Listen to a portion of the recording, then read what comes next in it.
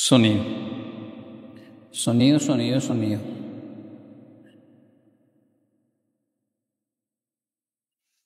Hola César Mejía.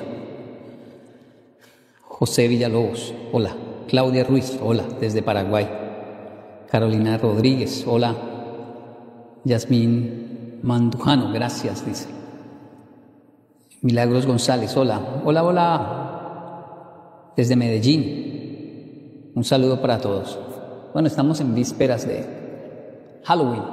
¿Qué pasó, no? Y ayer hacía preguntas y respondía preguntas.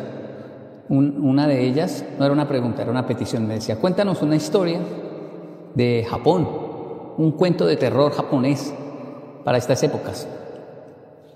Y dije, está bien, vamos a hacerlo. Pero no lo hice ayer, lo hago hoy aquí en YouTube. Y esta es una interesante historia. Bueno, no sé si es de terror, ustedes me dirán si es o no es de terror. ¿Se escucha? Es siempre la primera pregunta.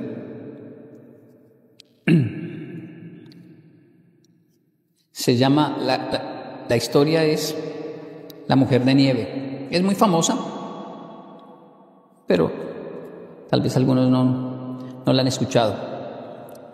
Estamos aquí. ¿Qué tal ahí la luz? O acá. Está muy fuerte. ¿Sí se escucha?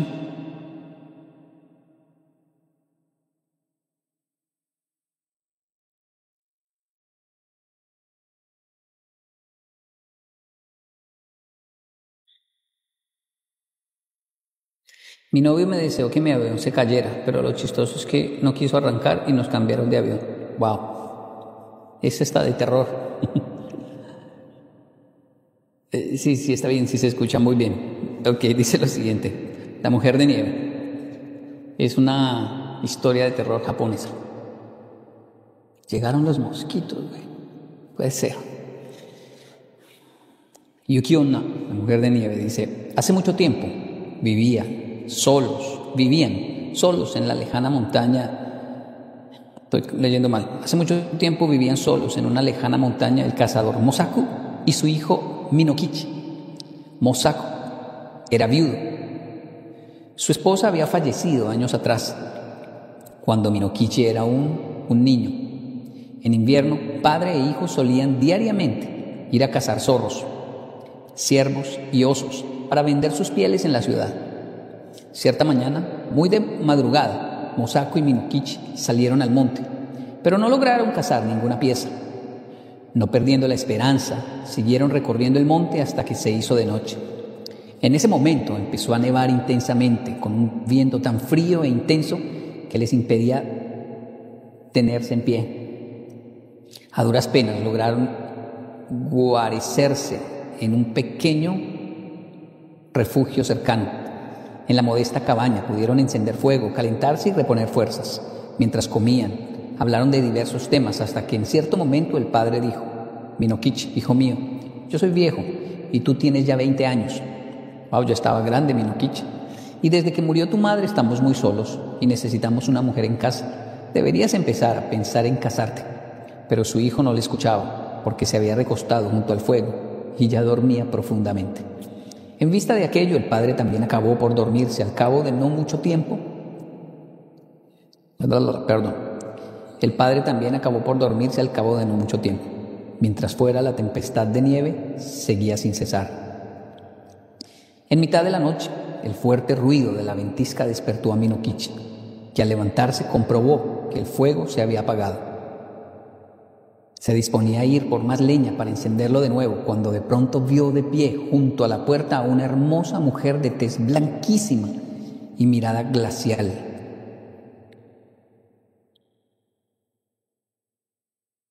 Bueno, ya comenzó esto. Que vestía un blanco kimono y enmarcaba su rostro por largos cabellos negros. Cuando quiso preguntarle quién era y de dónde venía, Minokichi comprobó, horrorizado, que no le salía la voz, como si una gran piedra le oprimiese el pecho y que no podía moverse. La misteriosa mujer entró en la cabaña, se acercó a Mosaku, que seguía durmiendo, se inclinó sobre él y le sopló un aire helado que le fue congelando lentamente hasta dejarle sin vida. Minokichi entonces recobró las fuerzas y logró gritar pidiendo auxilio. O sea, se acercó al hijo, ¿no? ¡Socorro! La mujer de las nieves, auxilio, que alguien me ayude. Entonces la mujer de las nieves le dijo a Minokichi, mirándolo fijamente: a ti, por esta vez te perdono la vida, porque aún eres muy joven y tienes muchas cosas por vivir. Pero te lo advierto, no le cuentes a nadie lo que acabas de ver, porque si lo haces, te mataré. De acuerdo, contestó el aterrado joven, prometo no contárselo a nadie. Tras lo cual la bella y misteriosa mujer desapareció, dejando un torbellino de nieve a su paso. A la mañana siguiente,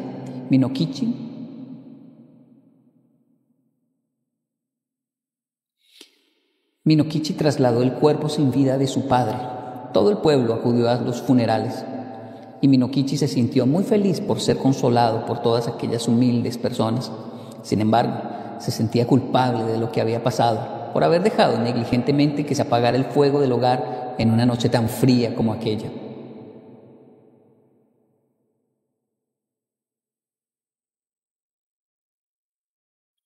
El joven estaba acostumbrado a vivir con su padre, por eso se sintió muy solo y triste al tener que seguir adelante sin él.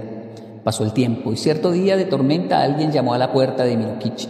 Al abrir, vio que se trataba de una bellísima muchacha empapada y aterida de frío, que afirmó llamarse Yuki y que le rogó que por favor le permitiera pasar allí la noche, porque iba camino a la capital y se había perdido por culpa de la lluvia.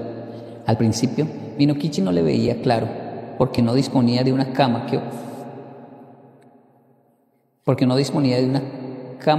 que ofrecerle y tampoco tenía nada que comer. Pero la muchacha insistió en que le permitiera quedarse. No me importa comer poco o nada y dormir en el suelo, pero por favor déjame quedarme solamente por esta noche. Tal era la insistencia de Yuki que Minokichi accedió a dejarle pasar la noche allí. Naturalmente, Minokichi no tardó en quedarse prendado de la hermosa y dulce muchacha y le pidió por favor que se casara con él. Así lo hicieron, tuvieron muchos hijos y fueron felices durante muchos años. Minokichi estaba muy feliz y orgulloso de su esposa, pero había algo en ella que le extrañaba. Yuki no salía nunca de la casa en los días de buen tiempo o de sol, pero en cuanto oscurecía salía fuera con sus hijos para jugar y cantar con ellos. Pasaron varios años. Cierta noche, Yuki estaba surciendo un kimono mientras afuera caía una nevada terrible, con un fuerte viento que hacía temblar la destartalada casa. Minokichi estaba recostado, contemplando a su esposa, ensimismada en su labor. De pronto le dijo: mi querido Yuki, no pareces envejecer.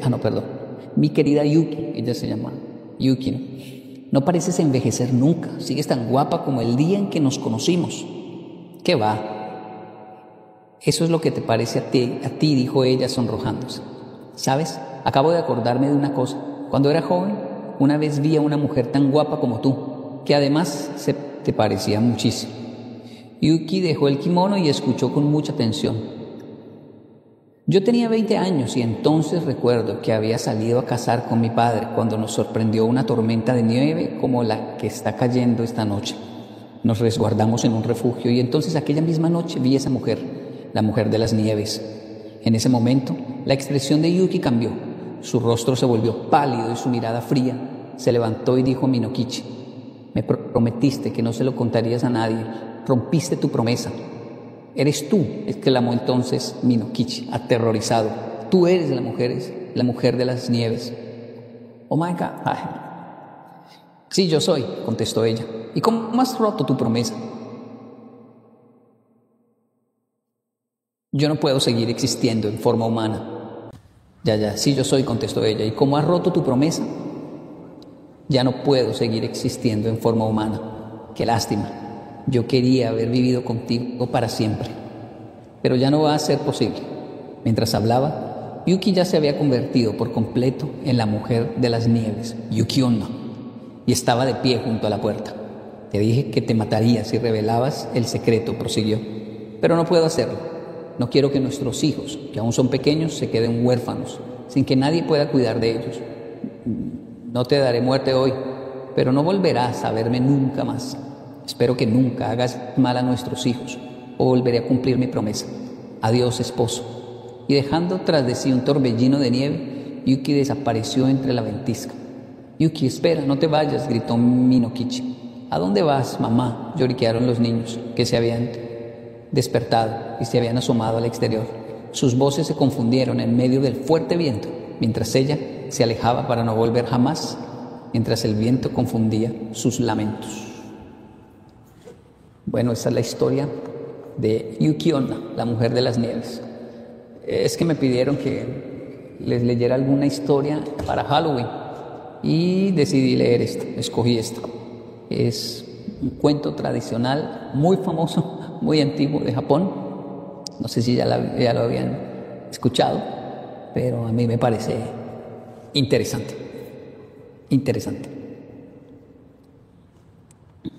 Un saludo para todos. Llevamos solo 13 minutos, acabamos de cumplir en vivo y ya leímos el libro. Sí. I'm sorry. I'm sorry.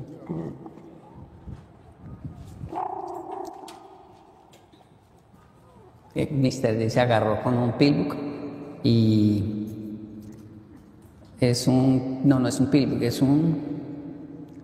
un Rottweiler y es bastante grande el Rottweiler y muy amable porque no se comió a Mr. Jake. Según Mr. Jake lo iba a ahorcar, lo iba a ahogar. De pronto, yo sí creo que Mr. Jake es capaz de ahogarlo. A un Rottweiler de ese tamaño sí, porque se le puede quedar aquí en la garganta y ahí se ahoga el Rottweiler.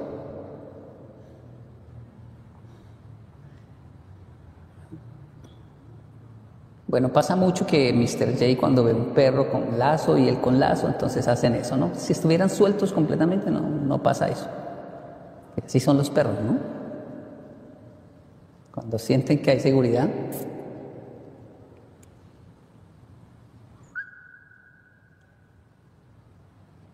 se le queda atorado, dicen, sí. Pero bueno, esa fue la historia de Yuki Onna.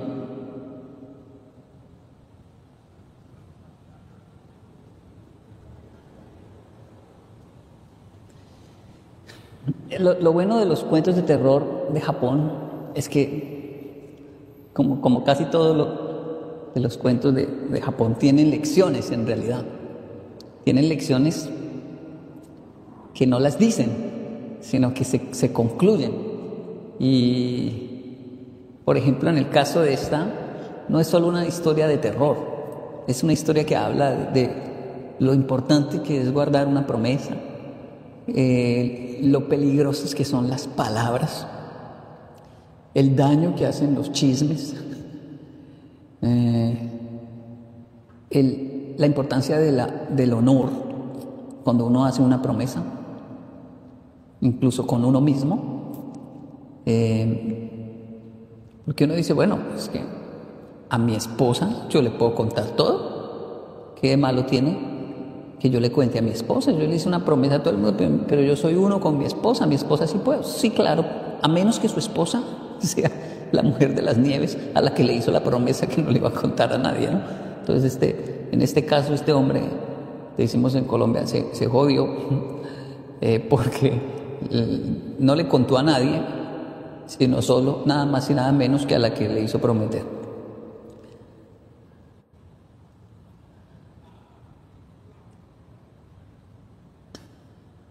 Sí, es muy interesante. Alguien dice, todo el mundo comentando y no dan like. Sí, es muy interesante. Es que no estamos como muy acostumbrados a dar like. Y no porque no querramos, yo los entiendo mucho, ¿sabe? Creo que también es culpa mía porque si me han dicho, hey, debe decirle a las personas, por favor, deje su like si le gusta. Y bueno, si se está tomando el tiempo de comentar, es porque evidentemente está interesado en el contenido, le está gustando o lo está escuchando y dele like. Pero a mí se me olvida hacer eso y sí es muy importante para que los videos tengan alcance y poder, que YouTube no piense que no somos reales, ¿no? Que las redes ahora no se trata de tener muchos seguidores. Parece que cualquiera puede ir a comprar seguidores. Se trata de que esos seguidores, si son reales, pues comenten, den like y que se genere ese comportamiento orgánico, ¿no? Alguien dice, bueno, se libró de la tóxica de las nieves. Excelente apreciación. Sí. Sí. ¿Qué nivel de toxicidad la de esta mujer, no? Era la general, la de las nieves.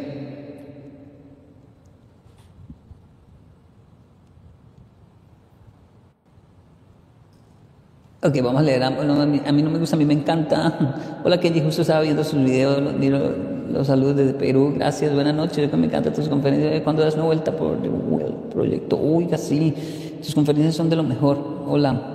Desde Puerto Rico nos saludan, excelente, porque yo reflexión tanto en diario vivir como en una relación. Se va, bendiciones desde Ecuador, México.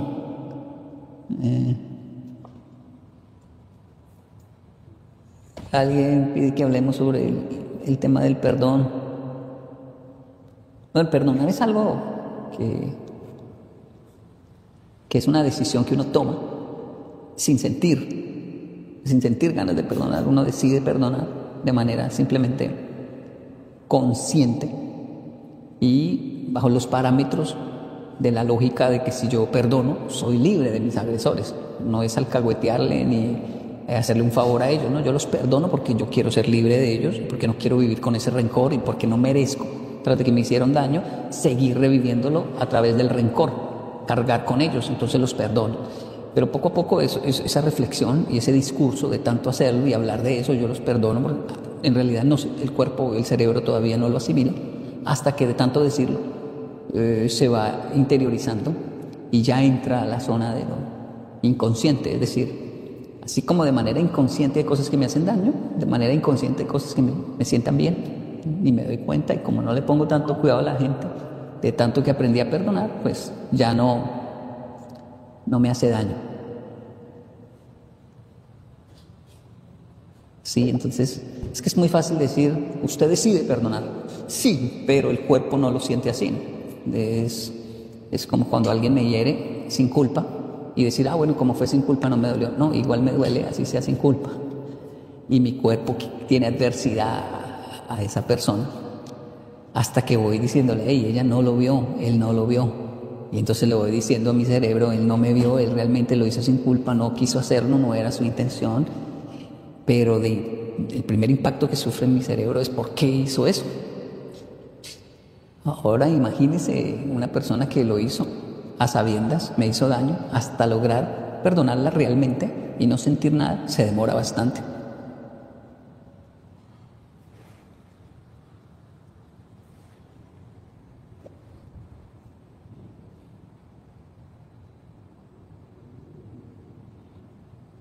¿Y qué pasa si debes seguir teniendo contacto con esa persona?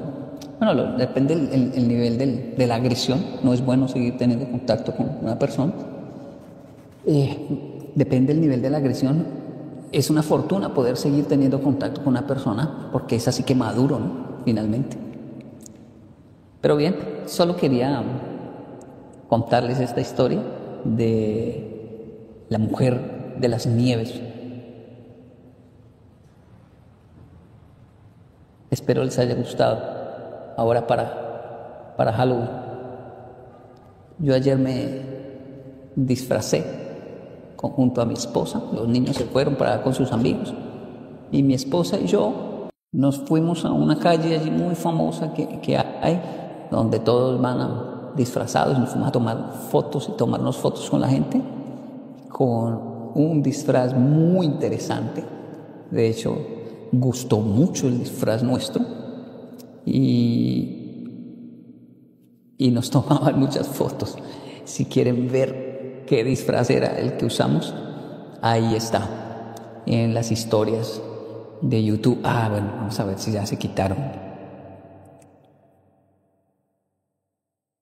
Uy, no, ahí alcanzan a verlas. Ahí alcanzan a verlas. Respondí algunas preguntas. Uy, ¿qué pasó? Se fueron. Me apareció Cintia Cosio. Un saludo. Así bien. Aquí me preguntaron, ¿cuáles son los ritos satánicos más graves que hacen en estas fechas? ¡Wow! ¿Qué respondí? Ahí está. Oiga, mi gente, un saludo. Gracias por seguirnos y... Loco, bien, ¿qué afectaría a los niños la decisión de los padres o de la madre relacionada con el cuento? Sí, pienso que el cuento mismo que acabamos de leer, para concluir, pues, esa manía de sacarle lección a todo, no sé si es muy japonesa o latina, pero el cuento de Yuki Onna es un cuento que tenebroso, bueno, todo lo que leímos, pero al final los niños dicen, mamá, ¿para dónde va? Y es una excelente lección de cómo nuestras acciones repercuten realmente en nuestros hijos. Es que finalmente es de terror, se trata de, todas nuestras acciones las sufrimos, pero no solo las sufrimos nosotros, sino que terminan repercutiendo en nuestros hijos.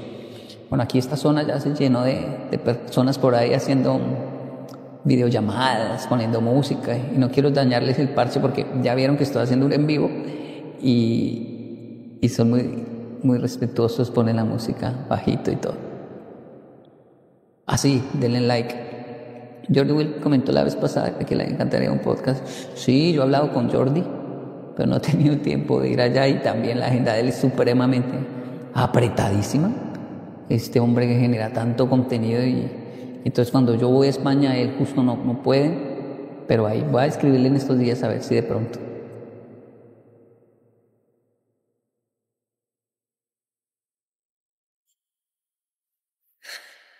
Y hablar de terror, que al Jordi le gustan esas cosas, ¿no?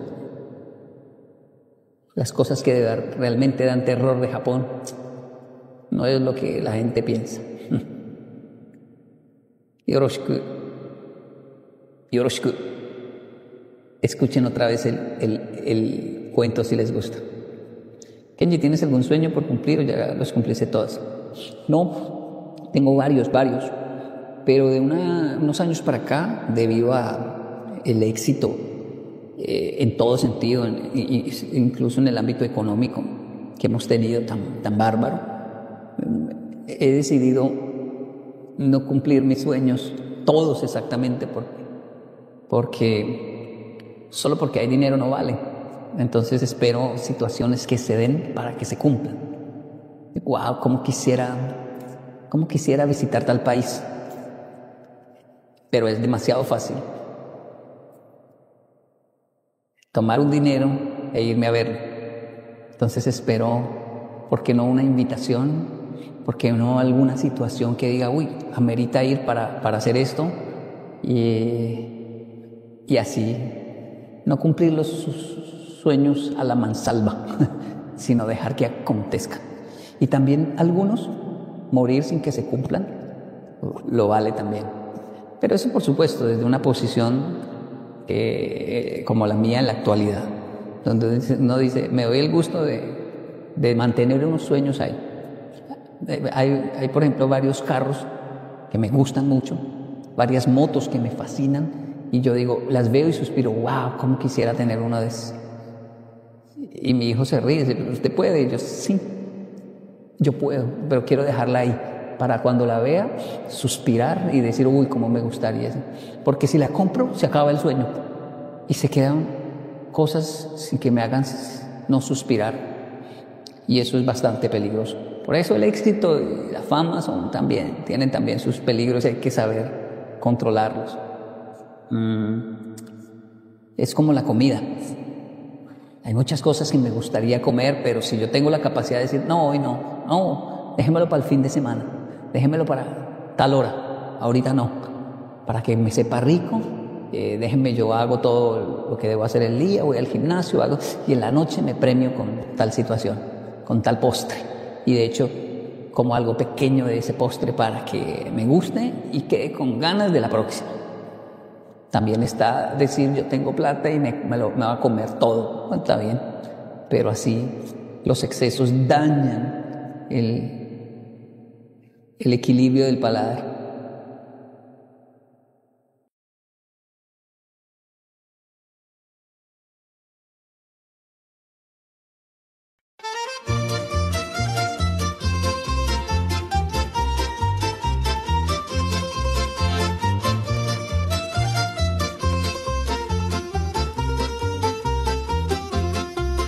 Una barca di carta, che l'acqua che c'è dentro è tutta, non c'è vento,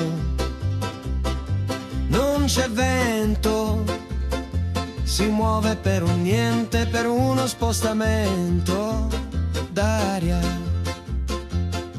Il vecchio Paolo ci prendeva in giro, mi cantava che lui la guerra la fa tutti i giorni e mai nessuno gliela dichiara.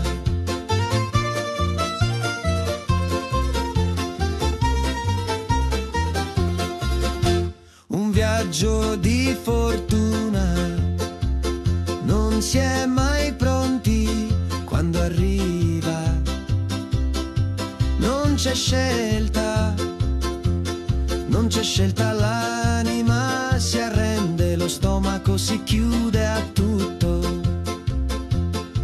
Il vecchio Paolo ci prendeva in giro, mi cantava che lui la guerra la fa tutti i giorni e mai nessuno gliela dichiara.